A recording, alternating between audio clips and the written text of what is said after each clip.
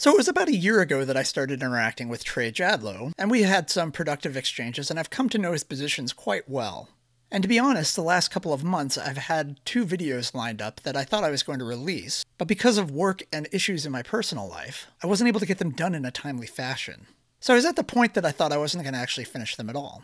But yesterday, he did a hangout, and I listened to it this morning on my morning jog, and I realized that I'd like to put a bookend on all of this. Trey can take what he would like from them, but there is much for the community in helping people ferret out bad arguments, as well as setting the record straight as to what transpired here on Google+. Because I hear Trey saying things like this. For example, there's another guy. Guys on Google+, they don't even want to talk to me, atheists. There's very few of them that don't even talk to me. And some of them are, one of them's a PhD in philosophy. Should I say his name? I don't know. Get him mad, but he won't talk to me. I've had one exchange with him, and if you afterwards you want me to show you, I'll show you the exchange. And he did not dominate, and he's just blocked me on Facebook and won't talk to me. But he is I forgot where I was going with that. Anyway, there's just not honest exchange a lot of times. And so, I know there's another guy too, it's the same thing, and he came on and he wouldn't talk to me either. And they want to say, oh, Jadlow's just stupid or whatever. So I was like, no, just come out and talk. I mean, that's rude. And so here I present my first of 3 videos to my beloved Trey Jadlow.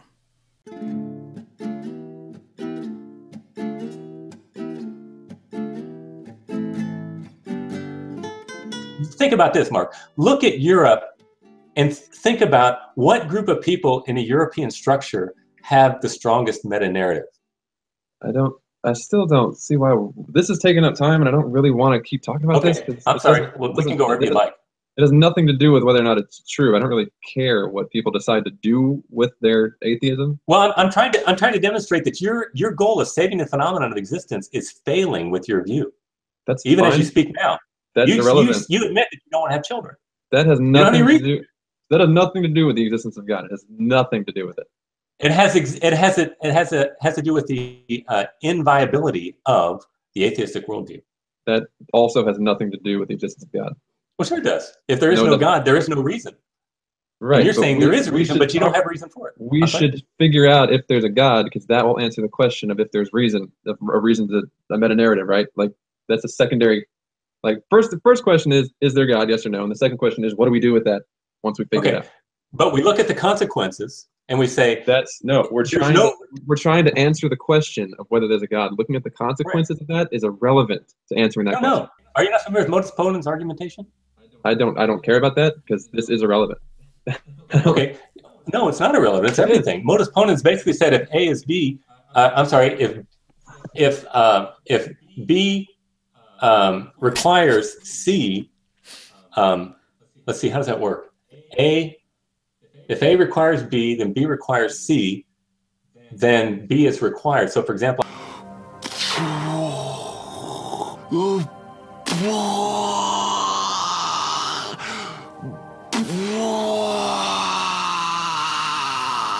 are you not familiar with modus ponens argumentation? Wow, that was bad. Yeah, are you familiar with modus ponens? Let's back that up, see what you said, and then let me see if I can give you a hand so you don't hurt yourself in the future. No, it's not irrelevant. It's everything. Modus ponens basically said if A is B, if B requires C, let's see, how does that work? If A requires B, then B requires C, then B is required. So for example, I can look. So for example, what? No, my goodness, Trey. First off, I don't even know what that is. I want to be charitable and help reconstruct it, but it makes no sense. If A then B would seem to suffice as a translation for your first premise, if B then C would seem to suffice as a translation for your second premise, therefore B would seem to suffice as a translation for your conclusion. So if A, then B, if B, then C, therefore B? Is that what you're going for? What the hell is that, Trey? Modus ponens is a basic rule of logic that says, if A, then B, A, therefore B. So if my car is out of gas, then it will not start. My car is out of gas, therefore my car won't start. Now, what you're being charged with by Mark Connolly is the fallacious appeal to the consequence of God's existence, or lack thereof, as evidence for God's existence. I'm trying to demonstrate that your goal of saving the phenomenon of existence is failing with your view. inviolability of the atheistic worldview. That also has nothing to do with the existence of God. Don't appeal to consequence, as you did yet again in this hangout when you discussed determinism, and he too called you on it. I don't think the free will debate has been entirely settled either way. There's a lot of people philosophers don't believe humans have free will completely. So this talk of intentionality. Yeah, but they can't believe it. They can't, just because people argue doesn't mean it's compelling. How can you have culpability when there's determinism? Yeah, I think we have to. I think it's necessary that we act as though we do have free will.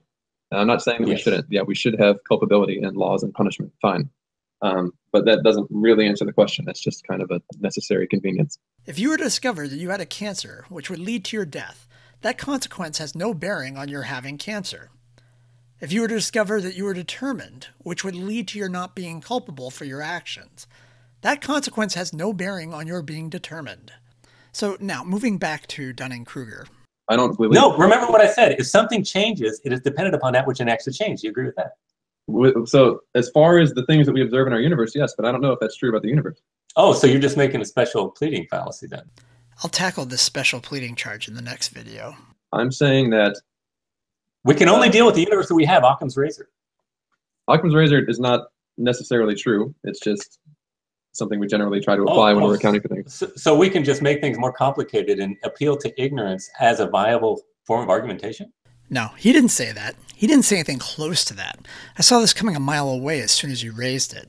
Occam's isn't a law, and it has zero value towards veracity. Occam's razor is a useful heuristic at best. It can allow you to prioritize hypothesis testing by recommending a focus on the simplest explanations first, for the sake of expedience. A simple explanation isn't guaranteed by any means to be true over a more complex explanation. But this video is about you overstepping your warrant due to your negligence in your pursuit of truth, and browbeating individuals with fallacious irrationalities. So, by all means, continue. No, the most compelling, rationally coherent argument is the one that you must go with. That is not true. That's not at all what it says. There's no must go in Occam's razor. That's not how it's applied at all. It's just. Oh, so you can just make an argument I can say blue garages fly redly, and therefore I can say that's the simplest part of my argument. Therefore, it satisfies Occam's razor? No. It's got to be coherent. It's got to make sense. Yeah, I never said it didn't. I just said it didn't. The true explanation is not necessarily the simplest possible one. Why would you think that it is? Well, sure it is. Yeah, you don't know what Occam's razor is. You're not understanding what the principle is. Just because an argument is simple doesn't mean that there is some necessary complexity. There doesn't mean there's no necessary complexity that we've overlooked, right? That's all I'm saying. Okay, but we can only deal with what we know, right? We can't speculate about what we don't know. I agree. That's why I don't say that the universe is contingent, and you do, because you're the one dealing with things you don't know. And now, the moment you've been waiting for, the grand finale in all of his Dunning-Kruger splendor, the ironic Trey Jadlow. Take it away, Trey. We're living, RC Sproul is fond of saying this, and I totally agree with him. He says, we're living in a new dark age of theology, and I would say even of philosophy. Well, I've not studied philosophy at all. With the scientific revolution, with the basically as a result of the Enlightenment, you got Immanuel Kant.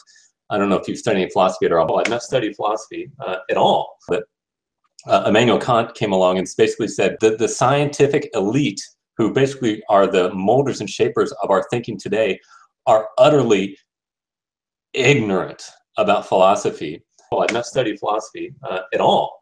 And I mean, it's pathetic. And I think that what we need is a new, in a sense, renaissance, returning, rebirth, back to philosophy. Well, I've not studied philosophy at all.